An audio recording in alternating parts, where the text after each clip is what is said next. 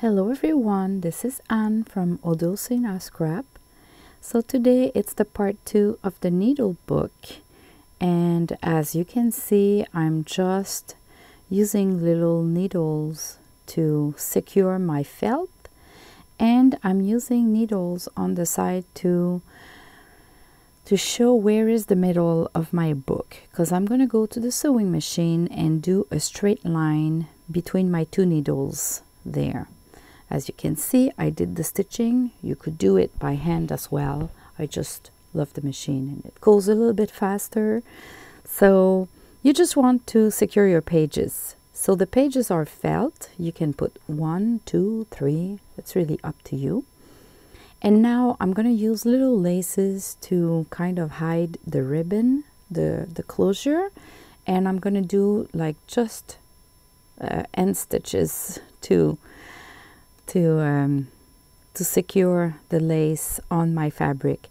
I just make sure that when I'm sewing, I just go through the first layer of the fabric, because it's that cover is a quilt, a used quilt that my sister bought when she was young, and it has been used many years in her house, and then it got all stained and it was getting really old. And she gave it to me. What a treasure. Look at that. Quilt for many, many years, as you can see, because it was for a queen size bed. So how lucky I am. Anyway, now I'm using the Crafty Me shop laces because they are vintage, really, really soft, and they're my favorite. Oh boy, I love those. So how to make the best out of your laces is sometimes to trim them a little bit and just take parts of your laces, especially when they're so expensive. I mean, they are expensive compared to laces that you would find at the dollar store, Walmart, and that kind of stuff. But they're really not expensive if you compare to vintage laces and specialty laces like that. So, but still, for me, they are expensive laces to use in my project, so I want to make the best out of it and use them in many projects as I can. So I trim them, and it makes the shabby chic style too, because you don't want to put the whole lace. I love the effect that it does when I trim them a little bit like that. So this is my trick. I just cut the laces and use different parts here and there, especially with those CMS laces. The CMS means Crafty Me Shop, and it's her exclusivity of laces because she bought the whole inventory of a shop that closed in the 1980s, and so she has the exclusivity of those laces because she owns the whole inventory, and the manufacturer is closed by now. So now I'm going to trim again kind of the same portion of the lace to go on the other side, and sure enough, don't worry, all the leftover of the lace will be used in other projects. This is so far my favorite lace. I don't know if she still has some to sell, but she would have other equivalent as well. So I'm just doing end stitches here and there to secure the lace, and it's hiding the stitches of the ribbon to do the closure at the same time. So now it's time to do the end stitches, the slow stitching all around that quilt, because it's raw edges. I mean, I'm not sewing more than that. We're gonna see that the inside of the quilt, which is kind of a little cotton fabric that does like a cushion, and I love this effect. It's really raw, as we can say. And now we are decorating the first page. For this video, I'll only decorate this page. I might come back later on to decorate the other pages, but let's say I'm gonna do more of the French knots, so it's another occasion for you to kind of practice and do more of them. I'm gonna use my embroidery thread that has different colors in it. I love those. It allows me to have different colors of French knots without changing my thread. So, and all those colors are matching, obviously. Well, they mix well together because they're part of the same thread. So they're really the perfect thread for me. And in the next video, I'm gonna share with you a brand that has those available. So stay tuned for that. I'm using just 3 threads out of the 6 from the embroidery floss, and I'm gonna secure my sari silk with French knots.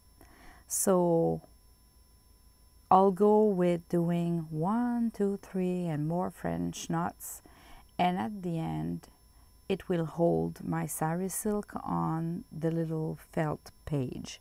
This is how I'm gonna stitch all that, and I don't care that the thread will show on the other side because I'm gonna use the other portion of the sari silk that I kept there to hide it. So on the other side of the felt page, I'm gonna put another sari silk and it will hide the threads.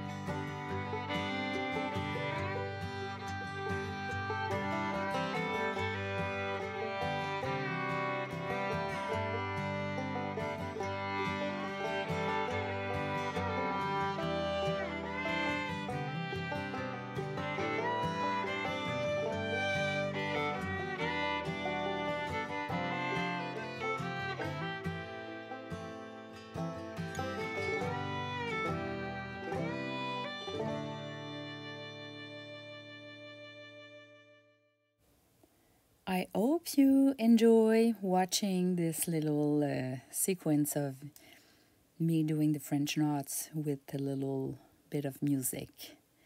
Now I'm doing the slow stitching to kind of stitch the other side of the page, hiding the threads with that other portion of sari silk.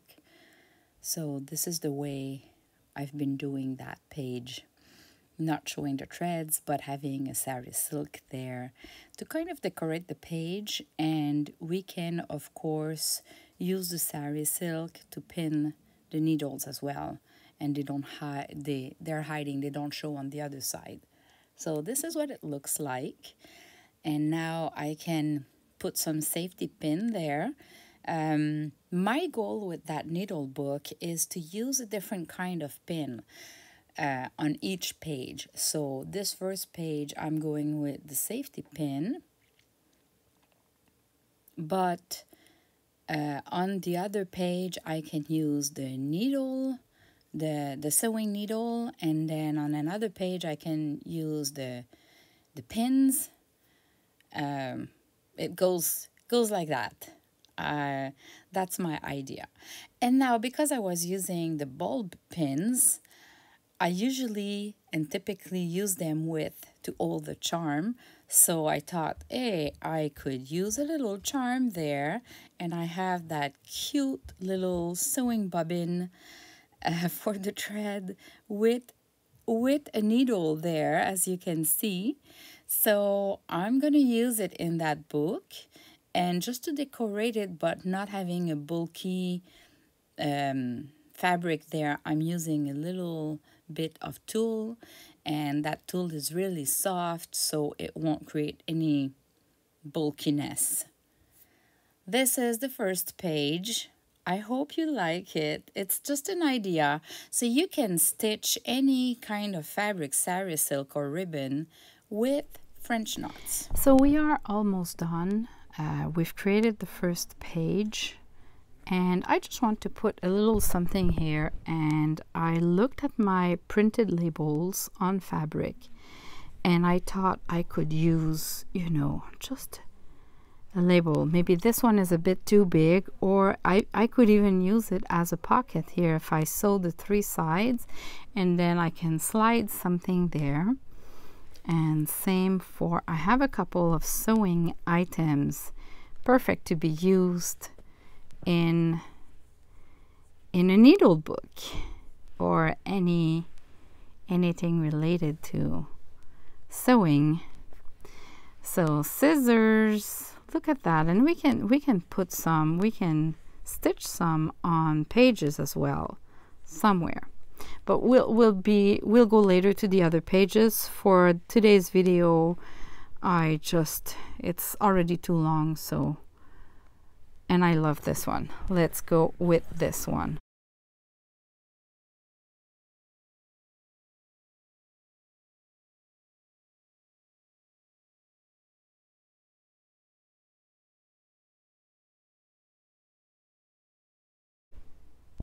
So I hope you enjoy my little tutorials.